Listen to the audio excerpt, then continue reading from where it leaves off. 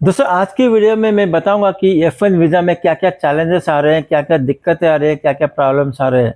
मैं इसके बारे में बताऊंगा और हम आपस में डिस्कस भी करेंगे। दोस्तों सबसे पहला पॉइंट दोस्तों, F1 वीज़ा का जो रिजेक्शन केस है उनके लिए अपॉइंटमेंट नहीं मिल रहा है आज के दिन पे।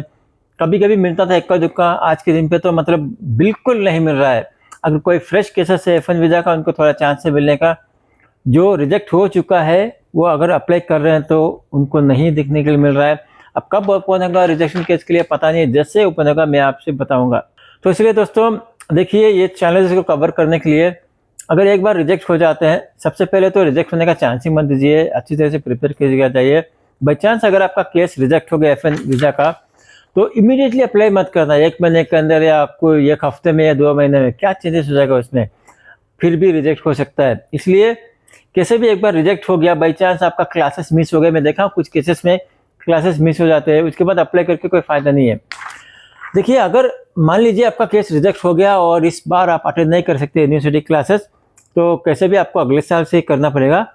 हाँ, 1 साल का वेस्ट होगा, लेकिन आप अगले साल इंटरव्यू अटेंड कीजिए। मिनिमम 6 मंथ के बाद इंटरव्यू अटेंड कीजिए। जैसे कि आज रिजेक्ट हुआ, ये जनवरी है, यह है रिजेक्ट हुआ, तो मान लीजिए जनवरी में रिजेक्ट हुआ, तो आप कम से कम जुलाई का अपॉइंटमेंट लीजिए, या फिर नेक्स्ट ईयर जनवरी का अपॉइंटमेंट लीजिए, या फिर कमिंग टू नवंबर दिसंबर का ही अपॉइंटमेंट लीजिए, ताकि जब आप इंटरव्यू के लिए जाएंगे 6 महीना से लेकर 1 साल का टाइम हो चुका होगा, तो चेंजेस भी आया होगा स्टेटस में, आपकी पढ़ाई में जो भी है, तो अप्रूवल का चांसेस बढ़ जाता है। तो इमीडिएटली मत जाना rejected case, immediately appointment book करना, कुछ टाइम के बाद ही करना, tentatively from 6 month to 1 year. दोस्तों जैसे मैंने कहा कि F1 केसेस के लिए, फ्रेश केसेस के लिए अपॉइंटमेंट मिल रहे हैं, लेकिन मैं इसके साथ एक पॉइंट भी जोड़ दूं, जैसे B1 B2 वीज़ा के लिए देखने के मिल रहे ज़्यादा अपॉइंटमेंट, इस तरह F1 फ्रेश वीज़ा के लिए या फिर F1 वीज़ा के लिए नहीं मिल रहे, बहुत ही कम है।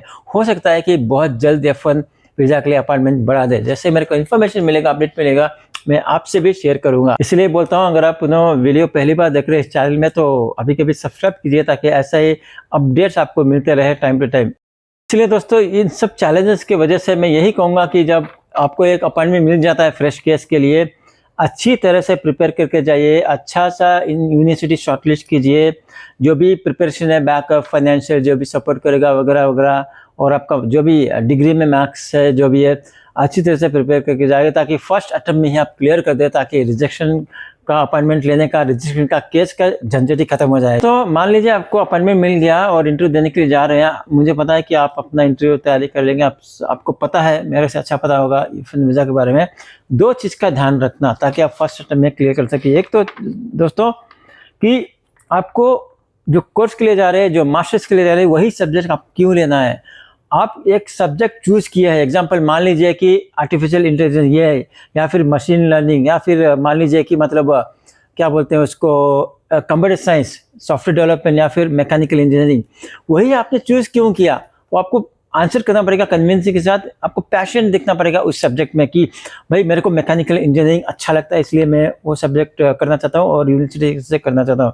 या फिर आजकल ये आर्टिफिशियल इंटेलिजेंस, उसमें मैं एक्सपर्ट करना चाहता हूँ। आपको पैशन दिखाना पड़ेगा जो आपने सब्जेक्ट चूज किया है। और दूसरा इंपॉर्टेंट पॉइंट दोस्तों, जो यूनिवर्सिटी आपने सेलेक्ट किया है, वो पूछेंगे कि आपने यही यूनिवर्सिटी क्यों सेलेक्ट किया। तो आप ऐसा नहीं कर सकते कि रैंडमली मैंने ये यूनिवर्सिटी सेलेक्ट किया क्योंकि उन्होंने सेलेक्ट किया, ऐसा नहीं है। आपको रीजन देना पड़ेगा, जस्टिफाई करना पड़ेगा वो पर्टिकुलर यूनिवर्सिटी आपने क्यों सेलेक्ट किया। जैसे कि आप बोल सकते हैं कि हो सकता है कि वो यूनिवर्सिटी पॉपुलर है इस सब्जेक्ट में, या फिर प्रोफेसर्स वहाँ पे इस सब्जेक्ट में अच्छे हैं, इसलिए मैं चाहता हूँ कि उसी यूनिवर्सिटी में जाके पढ़ो। या फिर बोल सकते हैं कि यूनिवर्सिटी इस मामले में वो एक्सपर्टाइज है, उनको ज़्यादा नॉलेज है।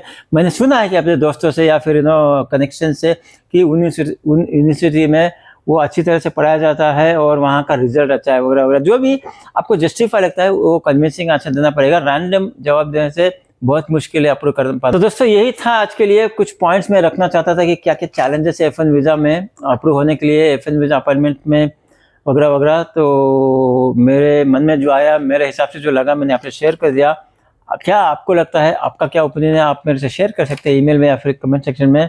और फिर भी अगर आपको अपॉइंटमेंट चाहिए फ्रेश वन के लिए, अभी भी मैं प्रॉमिस नहीं करूँगा, रिजेक्शन केस के लिए तो आजकल नहीं मिल रहा है, फ्रेश केस के लिए अपॉइंटमेंट की हेल्प चाहिए तो ईमेल कर सकते हैं, मैं हेल्प करूंगा, कि कोशिश करूंगा कि आपको अपॉइंटमेंट मिल जाए। तो चलिए आज के लिए इतना ही।